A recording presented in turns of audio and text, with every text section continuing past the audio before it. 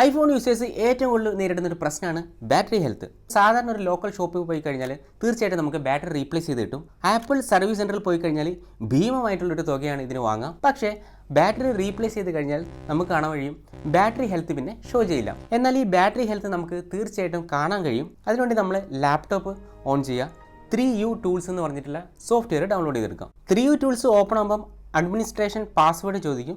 നമ്മൾ administration password type ചെയ്തു ശേഷം ആപ്പിളിൻ്റെ ഡാറ്റ കേബിളും അതുപോലെ തന്നെ കമ്പ്യൂട്ടറായിട്ട് കണക്ട് ചെയ്യാം. ഐഫോണിലൊരു പോപ്പപ്പ് വന്നു. നമ്മൾ ട്രസ്റ്റ് എന്നുള്ള ഇതിൽ ക്ലിക്ക് ചെയ്തു. സ്ക്രീൻ പാസ്വേഡ് അടിക്കാൻ വേണ്ടി വരും. കണക്ഷൻ സക്സസ്ഫുൾ എന്ന് പറഞ്ഞിട്ടുള്ള മെസ്സേജ് വന്നിട്ട് നമ്മൾ ഓക്കെ ക്ലിക്ക് ചെയ്യാം. ഒരു ഫോണിൻ്റെ എല്ലാ ഡീറ്റെയിൽസും തന്നെ ഒരൊറ്റ സ്ക്രീനിൽ നമുക്കിപ്പോൾ കാണാൻ പറ്റും. ബാറ്ററി ഹെൽത്തിൻ്റെ അവിടെ ഡീറ്റെയിൽസ് എന്നുള്ളതിൽ ക്ലിക്ക് ചെയ്യാം. നമുക്കിവിടെ കാണാം അതിൻ്റെ മാക്സിമം കപ്പാസിറ്റി, ആക്ച്വൽ കപ്പാസിറ്റി, അതുപോലെ തന്നെ നമ്പർ ഓഫ് സൈക്കിൾ ഒക്കെ ഉണ്ട്. ഇതൊരു പുതിയ ബാറ്ററിയാണ്, അതുകൊണ്ട് തന്നെ ഇതിൻ്റെ ബാറ്ററി കപ്പാസിറ്റി 100% ആണ്. ഐഫോൺ